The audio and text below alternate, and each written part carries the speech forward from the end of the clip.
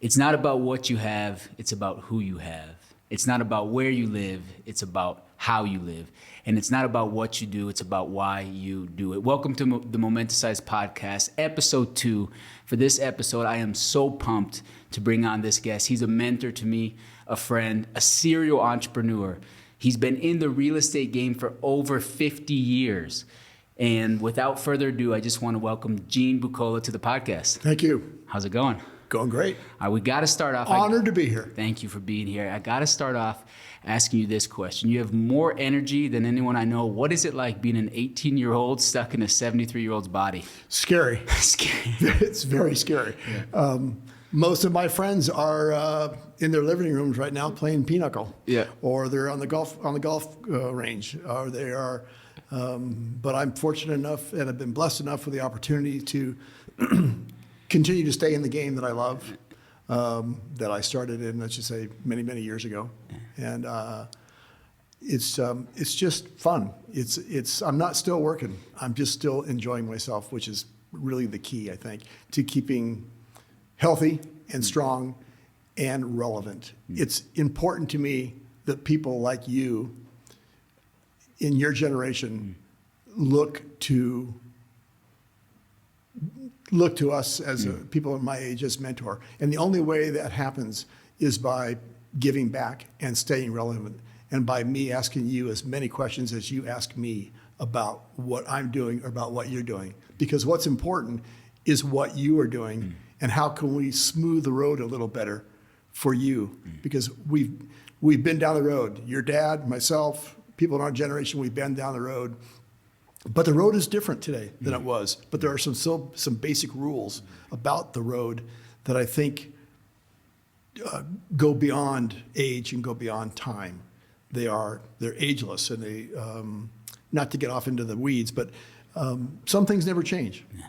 No, they don't. Well, you definitely play the game really, really well, and I've loved being able to learn from you, grow with you. One of the things I appreciate is even at 73, right, still living that growth mindset, and it's something that I really, really appreciate about you. It's something I take from you, and it's a pretty beautiful thing. Thank you. Tell the listeners just a little bit about your history. You've been in the game for over 50 years. Talk us through that a little bit. Just talk us through. Well, see, I was born and raised in Southern California. I'm one of 9 children. I'm number 5 of 9, 8 boys and a girl. Stuck right in the middle. Lived in a family of mostly overachievers, and had to make my way. Was able to make my way through a crowded field. Academically, I wasn't that very good. I was a very poor student going through school. Was on the coattails of my older brothers and sisters who were truly good academics. But being one of the Buccola boys, I was able to follow along and went through a Catholic boys' high school and into college, but did a good job of developing a how to get along personality. And when I came out of high school and then into college, things began to gel for me in terms of being successful. And I was fortunate enough to find a profession that spoke to me, and a profession that awarded me for work and for being self-reliant. Yeah, that's what I love about real estate as well, right? It's not this, you're not capped, right? You are not capped to a certain amount of things that you can do. If you're good at spotting opportunity, you have street smarts, and you can build relationships, real estate is this endless game of opportunity. Absolutely. And I've watched you do it. I mean, you've been on the brokerage side, the lending side, the development side, the land entitlement side. You've gone into the chartering private jets. You've really touched it all, right? Yeah. I mean, it's a pretty amazing thing to see. Tell us a little bit more about, what was it like? How did that evolve from broker to lender? Or I think it was you started as a banker, right? So I started as a banker. I started in a mailroom at Wells Fargo Bank at Pershing Square through high school and college, and then became a teller, and then went to work in Huntington Beach, California, where I met my wife, Candy, in a small bank, and learned real estate lending. Was making car loans. Then we got married in '74. We moved to Oregon. Got a job with the First National Bank of Oregon in downtown Portland. Arrived there in our Volkswagen bus, and first day of work, I went in, I was told I was going to have a job at the credit department at the bank, analyzing financial statements, which was kind of a fast track to the executive training program. Well, the day I arrived, the old man met me at the door, and he was probably 40. I was 23 at the time. Said, young man, I've got some good news and some bad news for you. The good news is we've got a job for you, and welcome to Oregon. Unfortunately, you're not going to be in the credit department. And he got up, excused himself from the desk, and came back with a stack full of files and a set of keys and says, you're our new repo man for North Portland. Yeah. And so from there, I was repossessing cars. And then from there, went in and worked what they call special credits. That was loans that have been in foreclosure. Let's stick on that 1 second. Yeah. So you were, for listeners who don't know what repo is, you're essentially somebody that didn't pay for, they're late on their payments. They now can't make their payments anymore. So you go You're going to repossess go the and car. repossess the car. You get the tow truck and you go repossess the car. You go in the middle of the night where they're working, and you bring hot dogs to feed the dogs so they stop barking, and you hook up the car to the tow truck, and away you go. I mean, so you were almost. Yeah. So you probably have some crazy stories. That's a whole nother podcast. You started with hot dogs for the dogs. Yeah, that's right. That's a whole other podcast. Okay, so you're doing the repo So we do side. that. So then we came inside, and I started doing lending for auto dealer lending. Yeah. They call it auto paper, and or dealer paper. Yeah. And I was in Portland. We did that, and then from there we transitioned into working for foreclosed loans, which really helped me down the road, because as being in the real estate market and watching the different phases of real estate, where in 2000 or 1984, 99, 2008, where there was a wave of foreclosures, it gave me some experience in working with banks on the broker side, because I kind of knew what they were forced to do or what they were faced to do. Yeah. And so I did that, and then from there Candy and I got transferred to Corvallis, and I was at that time First National Bank of Oregon had a real estate loan division that was strictly just real estate loans and construction loans. So I made construction loans for several years. What year was this? That was 76 and 77. Okay. Then they said to me, young man, we have another opportunity for you. Would you like to move to Eugene from Corvallis and do whatever? I can't remember what the job was. So I went home and said to my wife, you want to move to Eugene? And she says, no. No, I don't. I've already moved here once, and then you moved me to Portland. Yeah. And I think at this time we had just had our first child, and she was pregnant with our second, and she says, I wish you well. Yeah. I think you have. So at that time, I realized also that I wasn't the greatest banker. That what I love to do is I love to sell, and I love to create things. And so I left banking in 1970. I think it was 77 or 78. Borrowed $5,000 from the banker at First National Bank, and went on commission, and became addicted after the first transaction. Yeah, I want to touch on that for a second there. So, if I'm getting it right, what happened? You had one kid and another one on the way. Yeah.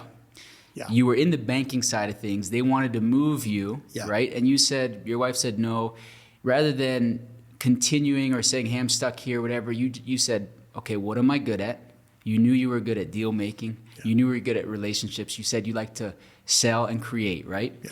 And so you had these responsibilities. You're staying in Eugene. You're staying in Corvallis, not going to Eugene. And although you already had the responsibilities, you had to keep a roof over the head. You went from a consistent, well-paying job to going and taking a $5,000 loan and going on commission only, meaning you're not going to get paid if you don't sell. Right. What was that like?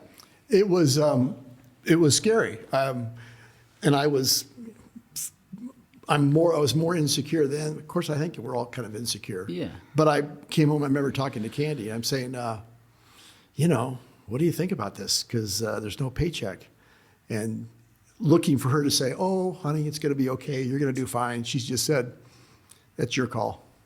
And I'm thinking, "Oh, okay. That's not what I was hoping to hear, but I think that means yes. I think it means you need to go for it," which I did. And it was, again, that's a whole other podcast in terms of what the procedures, what it's like going from a salary to a commission.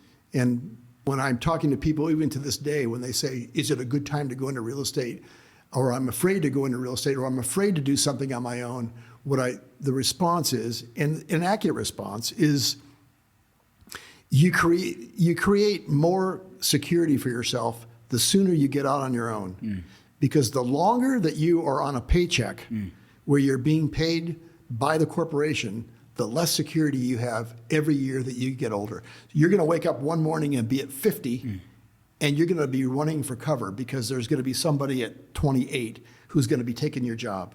And so the older you get, when you're on the gravy train, the older you get, the less security you have. So not everybody is created to be an individual, to work individually, to be independent. But this country is made up of small business people. And to be able to encourage them to do, I think the more small business people we have in the country, the more secure the country is, because the more secure they are.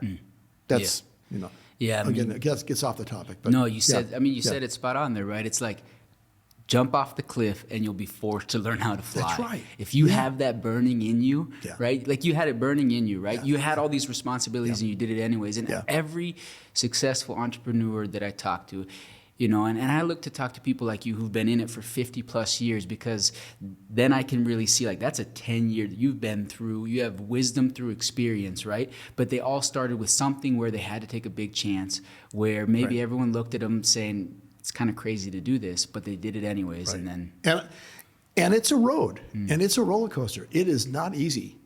I've had my ass handed to me more than once. And I think it does build your stamina and your resilience. It's not easy.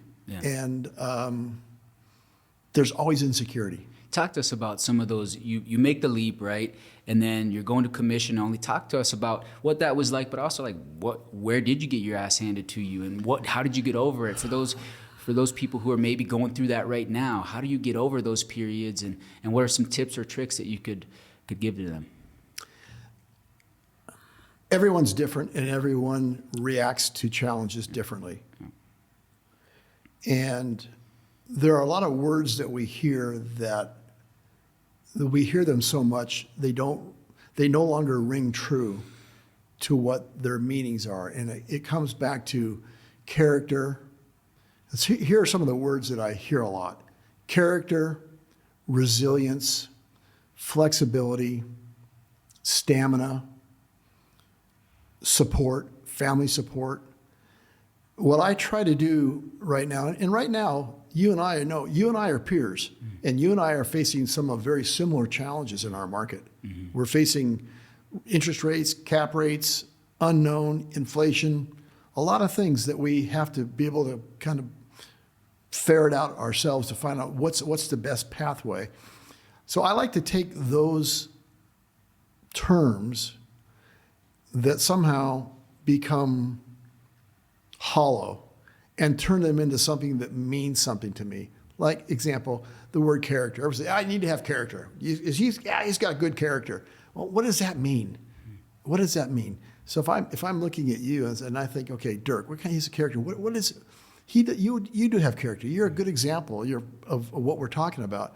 But what's another? Let's frame it in a different way that brings it back home for more meaning. For me, it's, I look at you and I say strength. I see confidence.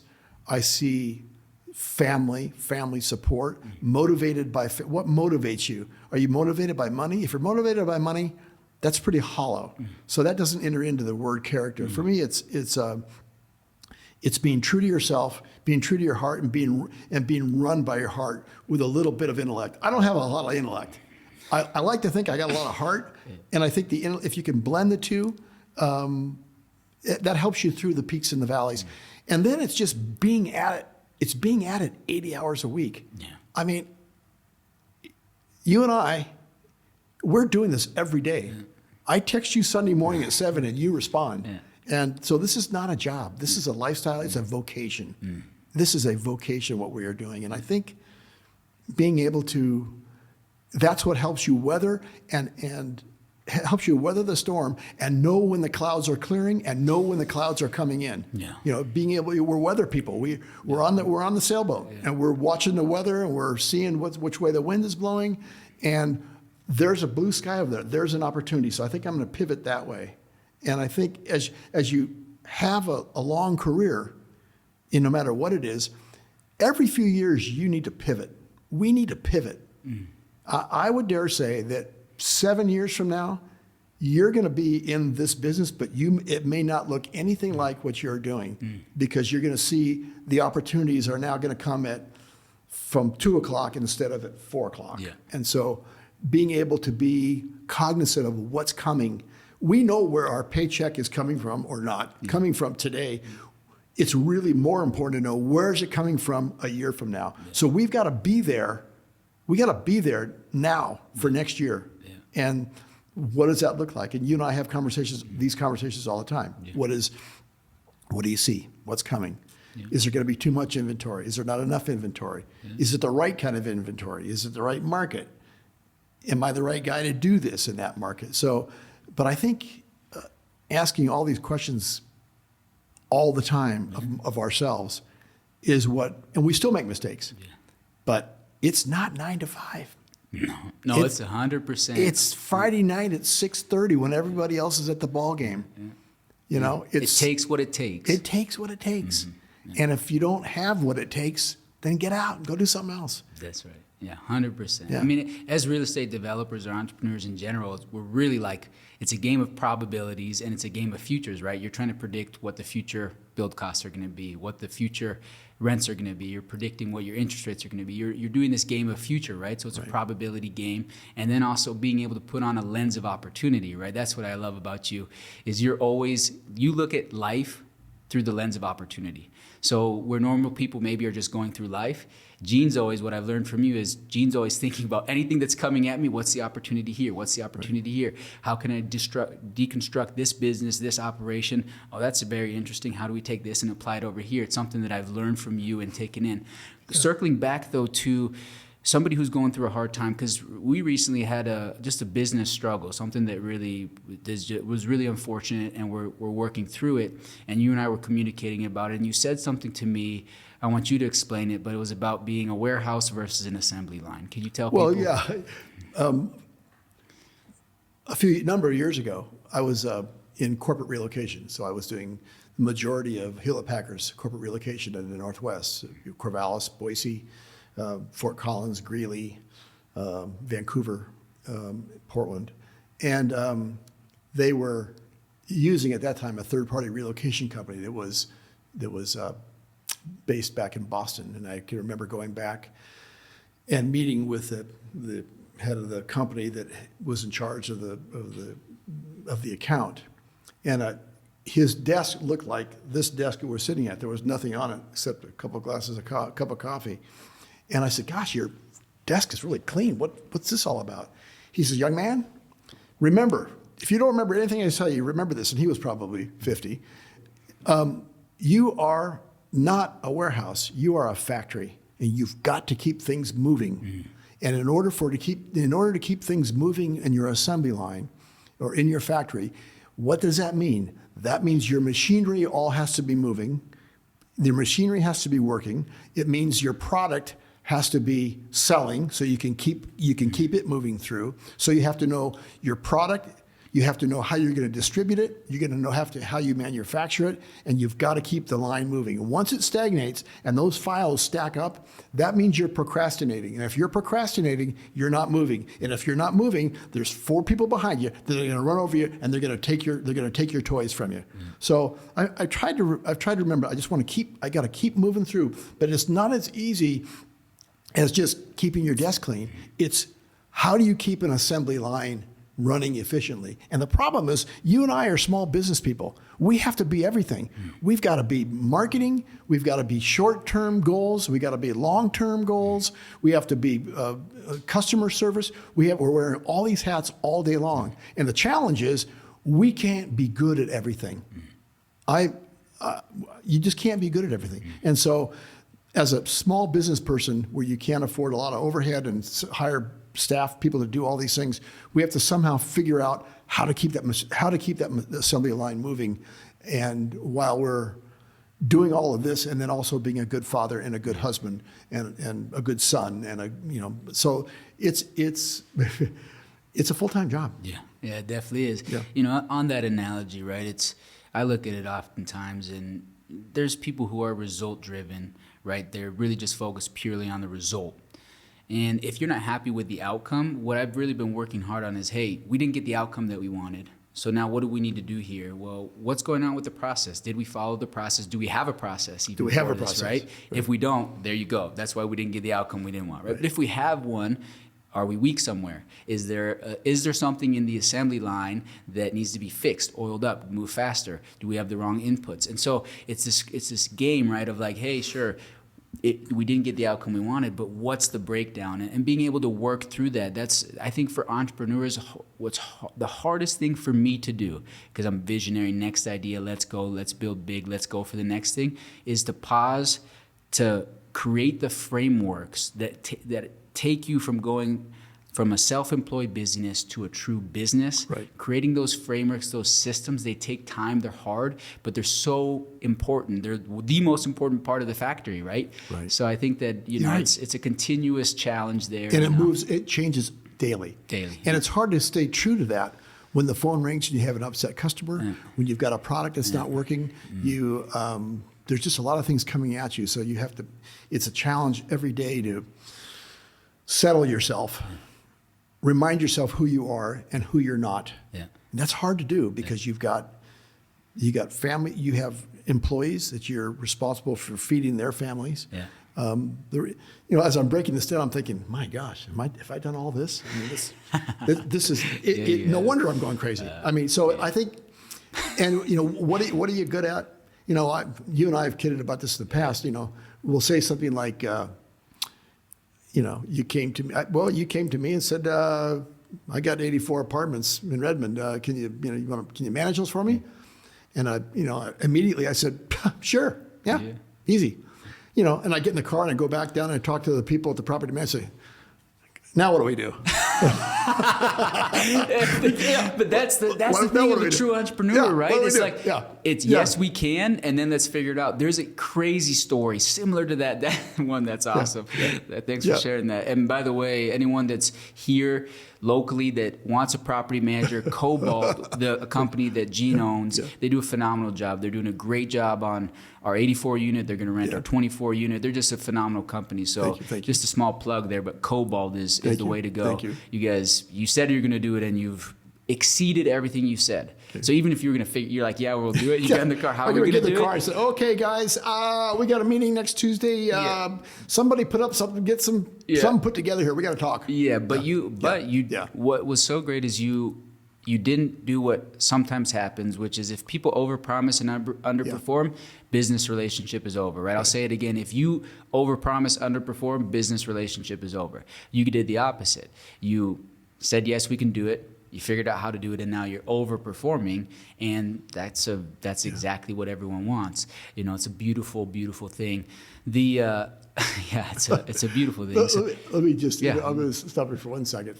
One of the things in my entire career, so I'm the CEO of High Plateau Capital. My brother John is the owner of the company. He's 100% owner of it. And he founded it. He came to me in 2014 after I'd been doing all the real estate brokering and said, let's do something together. We're good brothers. We've been doing stuff all of our lives, and our kids all grew up together. We were neighbors for a lot of years. And he sold an aviation company. They did the interiors for VIP aircraft. It was Greenpoint Technologies. And he came to me and said, after he had sold it, and said, I want to buy this FBO down in Texas. It's a fixed base operator. It has a 135 certificate, which means you can charter airplanes. You can manage people airplanes, just like property management for apartments. Yeah. You're managing people's planes and you're putting them in a charter. Private planes. Private planes, yeah. And then you're putting them in a hangar, in a garage, and then you're also fueling it. Yeah. And so there's a lot of moving parts, and it's down in Texas. So he and I flew down there, and he said, don't worry, I'm going to do this. This is my thing. Aviation has been my life, but I want to put it under this umbrella. Yeah. So we fly down there. We buy the company. I'm signing all these papers. I have no clue what I'm signing. All the stacks of papers. Then we go to typical Texas steakhouse after for this big celebration, and now we own this company. And I thought, okay, great. Now I got to go back and do some more property management and build some more apartments. Do some more other things.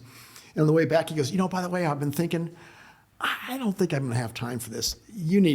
I want you to run this thing. You can figure it out. You can figure it out. Yeah. So from that time, I quickly surrounded myself with a lot of other people that knew more, which is where I'm going with this. Surrounded myself with people who knew more about this than I did. And one of the things we can do as business owners, you included, is you can't be everything.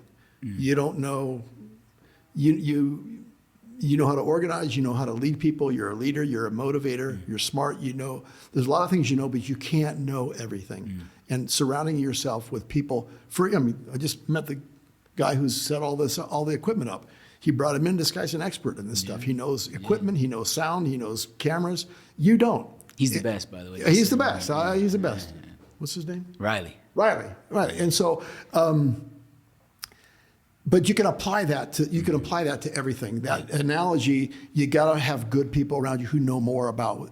But what you and I need to know is how to manage, how to select those people, how to determine chemistry. Yeah. Because when it's all said and done at the end of the day, nothing works if there's not good chemistry. Yeah. You have to have good chemistry, or the machine's not oiled. Yeah. The chemistry is the lubricant. It's everything. Napoleon Hill, he talks about that idea when you bring minds together, right? You bring minds together, so you have one person's mind and another person's mind. When you bring a mastermind together, that third mind, that's how you tap into what he calls the infinite intelligence. So you're creating a mastermind, and that's what even like what the companies you're building, when you're bringing Jenna in, when you're bringing Travis in, when you're bringing all the people in who are going to work with you and for you for Cobalt or for your brokerage, right? You're creating a mastermind. Like at Momentasize, that's what we're trying to do. We're trying to create a Momentasize mastermind where we bring experts in, right, who fit the culture, who believe in the vision, who want to be part of building the vision, and we're trying to create that mastermind together, the Momentasize mastermind, so that we can tap into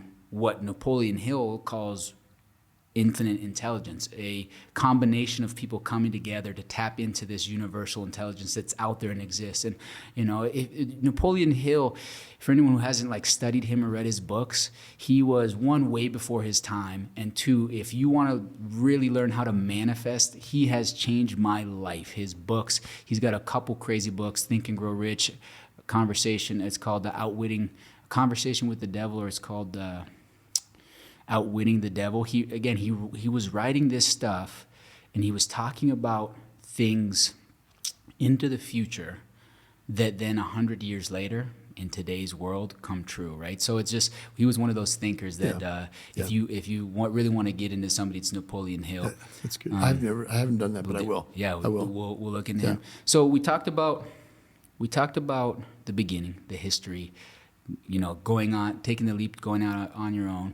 And then today, let's talk a little bit about the last 10 years. Now we're really focused on land entitlement, multifamily development. Touch on that a little bit for us. So it was a natural outgrowth. Seeing in being in real estate sales and brokering and in multiple states. I had my license in Idaho, worked in Corvallis, started in Corvallis, came to Bend. 2008, when the last downturn came, we formed the Buccola Group, and we did primarily sold foreclosed properties for a number of banks. And we covered 3 states.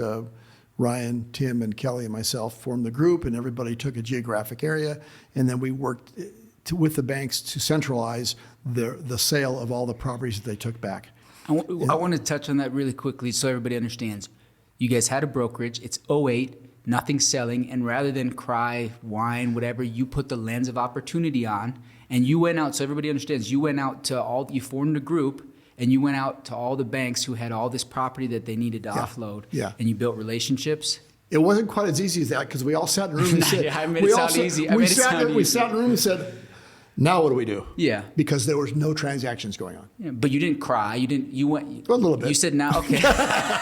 But I mean, we got to get out of this. You didn't give up. That's a better way to say it. You might have cried, but you didn't give up. We've got to work our way out of this. There's no way out. Because by the way, once you're in business for yourself, you're not going to go to work for anybody else. So no one's going to go get a job. Exactly. We have to figure out what we're going to do. Yeah.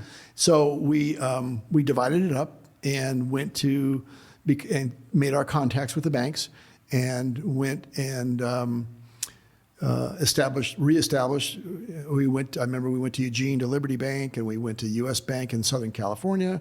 We went to the Bank of the Cascades here, Home Federal, and we had probably about 15 banks, and said to them, look, if you get a foreclosed property back in, say, Coos Bay, call us. We'll go to Coos Bay. We'll look at it. We'll take the pictures. We'll make sure no one's living there. We'll do a market analysis for you. And then we will list it for you and we will sell it. And what we will do is we will give you a weekly report on the status of things. And I can remember we went down to Irvine, to the U.S. Bank, and spoke to a guy who was the head of the foreclosure department. Yeah. And he says, yeah, what do you guys want? What do you want? And they said, well, we're from Corvallis, Oregon, and we're real estate brokers, and if you should have a need to sell any of your foreclosures, we'd like to help you. He gets up, he comes back with one of those old printouts from the computer, with the things on the holes on the side, and he goes like this. He goes, here, what do you want? There you go. And he said, and must have been 30 properties in there. He says, I don't even know where Oregon is, let alone your timing was right. And so from there, we had a contract with them and did a lot of their foreclosures. Same with Liberty Bank. They did a lot of construction lending, which was hit pretty hard, and we worked with them. And we worked our way through from there to about 2012 and worked our way out of it. But it was brutal. I mean, we were driving everywhere, and Ryan would call me from down in Ashland or somewhere, and I'd be over in Sandpoint, Idaho, and Kelly be in Corning, California, and we'd all be doing one deal at a time, just trying to make it through. Yeah, but it takes what it takes, and there's a pattern here, right? It's like, because there was a lot of real estate brokers who had no transactions going on, who ran away from the real estate world, right? Or they either ran away, and this goes back to our earlier point about knowing where you're going to be. Yeah. There was a lot of people jumping on the bandwagon as the party was ending. Yeah. We had worked through all of this stuff. Yeah. Things are starting to stabilize, and now we're getting calls from people saying, hey, how do I get in to start selling some of this relocation, some of this foreclosed property? Yeah. The wave had already hit. It had already hit the beach. Yeah, so it's knowing what's next. Yeah. What is next? Which goes back to your point. What we're talking about here. What are we doing? What's the market now? We've been building apartments. We've been finding land, getting it entitled, creating something, taking a 5-acre parcel, getting it entitled, creating the right product for the right price, so that you can work through it. Identifying, what do we look for? What do we look for in a market? Well, one, it needs to have a good employment base. Yeah. You look at it's got. And not only a good employment base, but also a steady payroll. Yep. Coming from a Corvallis, a college town, we look for college towns because they have government money. In the downturn in 2008, Corvallis went a little bit of a blip. They didn't do. Ben went like this because it was all resort town. Mm-hmm. And so, but you go to a place like Corvallis, even Ashland, some of the smaller college towns. Those guys kept getting checks. Yeah. And people and new coaches kept coming in, and new professors kept coming in, and they barely felt it. Yeah. So taking that, then where do you take that? You take it to other areas that have a good federal payroll or state government payroll, or we have a broad employment base. Yeah. And then geographically, what can you cover? Yeah. I've talked about you've been very complimentary as how do you build a multi-state company. It's just like you do when you build something here locally in Bend. You just get to know the market, and you get your people. You find good people. You and I've talked about that as well. Who do you know? Who do you know? When you do the who do you know call, the same names always come up, right, every time. Yeah. So that's so looking for a broad base of employment, steady payroll, growth. What kind of growth? What kind of do you want to do business in the state? Yeah. What's the business climate look like? Yeah. And then how does that match up with what your product that you think you know how to build or develop? Yeah. It's not that difficult. Yeah, the fundamentals are there, right? Yeah. It's not that difficult as long as you can think through it, have the benchmarks, and then use street smarts, right? I think so much of real estate it's a relationship game. The saying's there for a reason, right? Real estate is a relationship game. And then it's street smarts, right? Being able to make sure that you can put deals together. I do think that there's some component of seeing what others can't see yet. Right? Especially as developers, you have to pave the road a little bit. You have to be willing to take some chances, calculated risk. When the matrix change, now what do you do? Which is exactly what you and I are seeing. Things, because it's about a 3 or 4 year process by the time you identify a market and a project and get it entitled and get that check at the end, the final sale. It's 3, 4, 5 years. A lot can happen. In the market. So it's being resilient. And being, that's another word that's used all the time. Be resilient. It's be strong, be strong, and have a good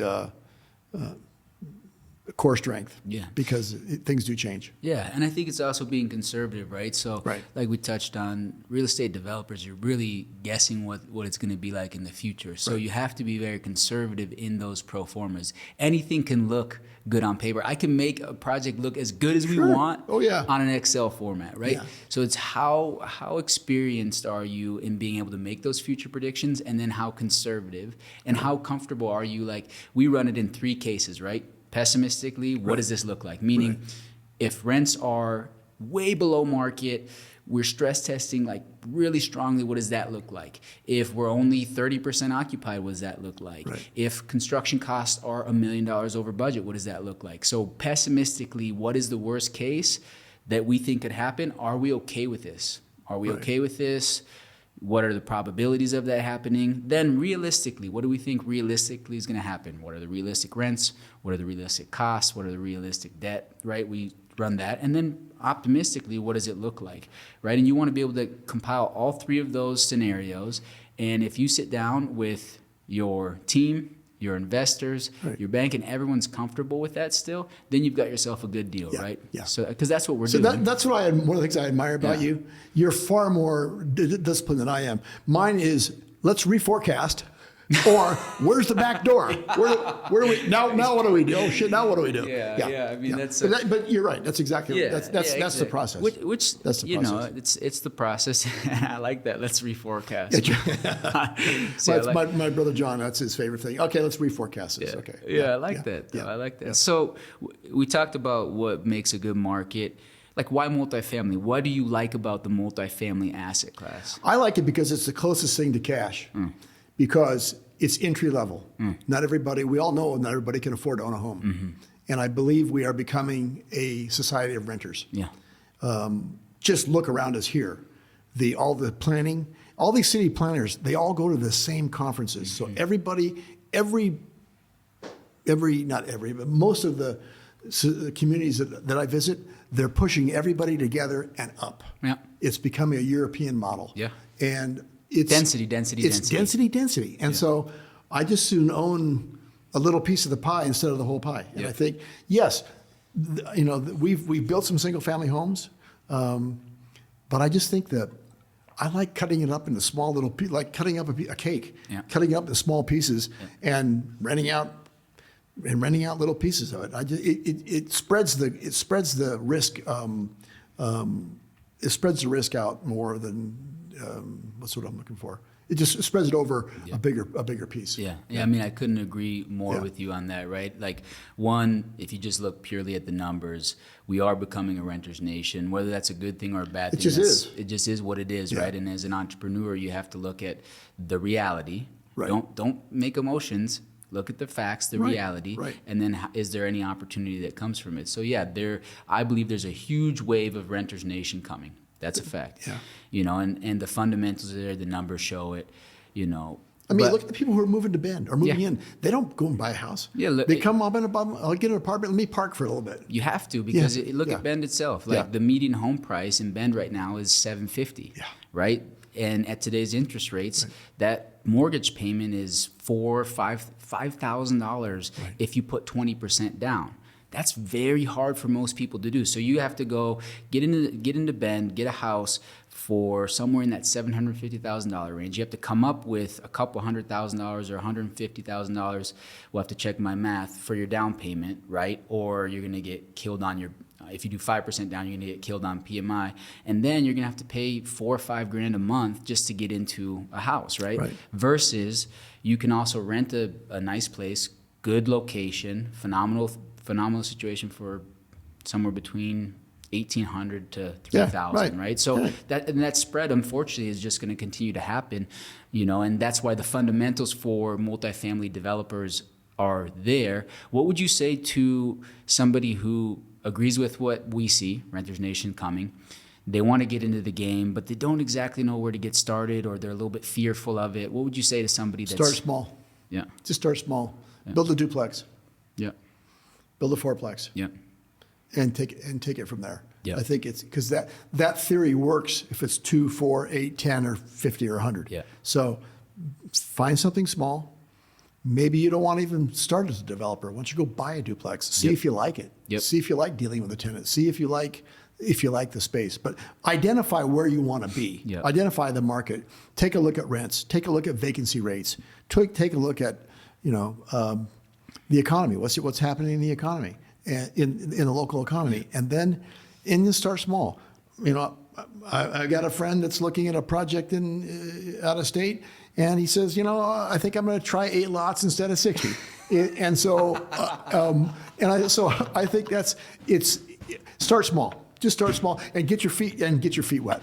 Yeah. By the way, Gene and I are going to do a deal together. He owns a nice piece of land in a beautiful place in Idaho, and exactly what Gene said. I'm staying disciplined, testing the market before we take down all 64. Yeah. We're looking at making sure that, again, what I think can happen. Right. And you're going about the right way. It's just you're taking a little longer than I expected. Yeah. That's another thing that people, I do think people need to know about real estate development specifically, is it always just takes a little bit longer than you think. I mean, you're dealing with that right now. Yeah. Touch on that. You're dealing with uncontrollable stuff. Then you find a project. You get it entitled. Yep. You start to build. Yeah. And then you have problems with suppliers, you have problems with contractors, with subcontractors, and then your project goes way over time, way over budget, despite no matter what you've done to try to control it. So all these things that you think you've controlled, now you recast because, it's now taking 28 months instead of 18 months. And so it's being able to be, again, on top of it, resilient and just continue to work your process. Yeah. What about somebody who wants to get in the game? I agree with you, starting small, just getting in the game, pulling the trigger, getting in the game is very important, so however you can do that. But maybe they feel stuck because they feel like they don't have the capital, or they don't have the money, or they don't have the connections yet. What do you say to somebody like that?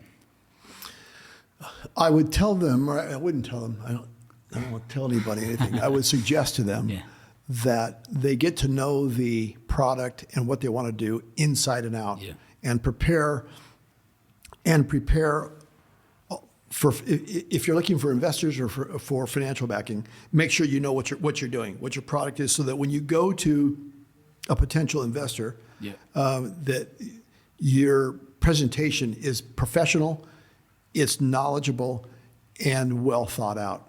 And you're going to get a lot of no's before you get a yes. Yeah. But I think if you're passionate about it, passionate is another word that's overused. If you're serious about it and something you want to go through, you just keep knocking on doors, and you've got to find a way, because that's the first thing that you have to find a way. I got to find a way to finish this project. I got to find a way to finish it on time. I got to find a way to finish it on budget. I've got to find tenants. I've got to find a buyer. You always have to find something. That's just the first thing you have to find. So it's just a long line of figuring things out. And that's the beauty of it. That's where you're creating your security. That's where you're creating all of your wealth, whether it's your personal wealth, because we're not just talking about financial wealth here. We're talking about personal wealth, personal, feeding your heart, feeding your soul, feeding your mind, feeding your family. It all plays in together. Having a successful project and looking at the numbers is one thing. But that doesn't work unless you've got all this other stuff going and working for you on the other side. I mean, why are we doing this? Why are you working 7 days a week? Yes, you love it, but you've got to feed your family. Yeah. And your children are relying on you. Your wife and you are, or if you're married, you're working together, but you've got a responsibility to the people around you. Yeah. And you have a responsibility to yourself to be working to your complete 100% maximum. Yeah. If you're not, you should be ashamed of yourself. Yeah. If you're not working to 100% of your, we were put here to work to our maximum, what we have to do. Now, some people you may say have more to fill, but everybody can only work with what they've got. Yeah. But it's incumbent on us to give everything we've got, not only to development, but to our families and to ourselves. Yeah. Yeah, I mean, that's I couldn't agree more. There, two things you said that made me think about. First and foremost, somebody trying to get in. It's not if they get a bunch of no's. It's they will get a bunch of no's, but you have to change those no's into just the chance of sharpening your saw. So every time you're told no, that's a sharpen of the saw. Yeah. You get a little bit better. You try to understand, you reflect on why it's a no and what you're missing, right? Because the good thing about real estate is this. In every deal, there's somebody who's going to sell it, right? There's the seller. Right. There's the deal maker, the person who finds that, whether it's a broker yourself, through relationships, through manifesting, through deal hunting, through direct mailers, whatever, the deal maker. And then there's the buyers of it, right? So if you're trying to get into real estate, if you become a great deal maker, which takes all the things that you had just talked about, and it takes time, well, then it can open up a lot of doors for you, but you just have to stick with it. You cannot quit on it, right? We love no's. Because it's one no closer to a yes. That's it. We want a no. That's it. Bring it on, so let's get on to the next one. Yep. And then it's going to fall out of the sky for you. Yeah. I was thinking about that event that you put on here a few months ago that Brian and I attended. And probably some of those people are watching or listening to this, that you and I, we're no smarter than the next guy, but we're applying it. And I would encourage anybody who's wanting to do what we're talking about here today, they can do it. You can do it. Don't be mesmerized by, you and I watch and listen to podcasts all the time about people on all kinds of different topics that are really inspirational. It doesn't mean that we can't do what they're promoting, because we can. And these people, who's ever watching this, who's interested in this, they can do this. This is not metaphysical. This is just nuts and bolts. Yeah, that's and right. So I want to encourage the people to just go and do this, because you can do this. And there's room for everybody, and there is enough for everybody. You and I all deal in this in our marketplace, where people they go like this. They take everything around them because they don't want to. They're afraid to share. The more you share, the more you get back. There is plenty for everybody, guys and girls, women. There's just plenty for everybody. So the more you share, the more we're all going to grow. The more better we're going to do. Yeah. You heard it there. Gene believes in you, so believe in yourself, or nobody else will. I never thought I'd hear myself say that, but it's true. It's true. It's true. And I was just sitting here thinking back when we started this, 50 years ago. I'm just a guy trying to make a living. I'm a guy trying to make a living, feeding my family, providing for our kids, refinancing the house to pay for college, refinancing the house to pay for a wedding, refinancing, always doing things to try to get to the next stage in life, reinventing ourselves. About every 5-7 years, you got to reinvent yourself. I'm telling you, Dirk, 7 years from now, we're going to be talking about something else. And I think reinventing yourself, but we're all just trying to do our best. Yeah, I love it. Yeah. I love it, Gene.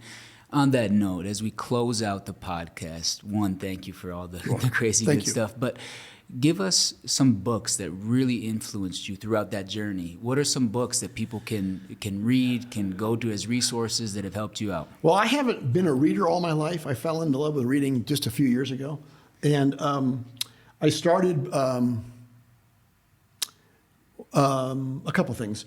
I haven't really read a lot of get-rich-quick books and how to be successful and they don't work. how to invest and that kind of stuff. I kind of went. I got this one book that I like.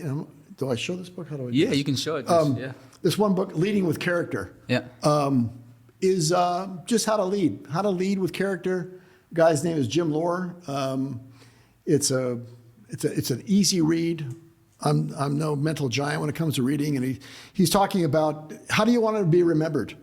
How do you want to be remembered? At the end of life, how likely are you to be remembered? Chances are that people won't be praising your money, your power, your status. Instead, the people that you've impacted will remember you for your passion and your personal strength. In short, your character. So that's a good one. That's a great one. Here's a story it's called The Book of Charlie. Pretty easy read. It's about a guy that moves into a neighborhood. He moves from New York. He moves into a neighborhood. His neighbor across the street, who is the author, sees him, pulls into his neighborhood. He walks across the street. Charlie's washing his car. Charlie's 100 years old. He was 90 years old. He just moved in with his new girlfriend.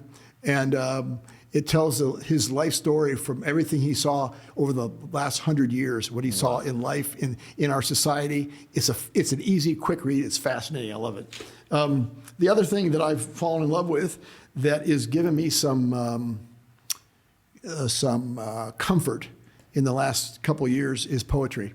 I just fell into it. I don't know how. And I found this book, 10 Poems to Change Your Life. It's pretty easy.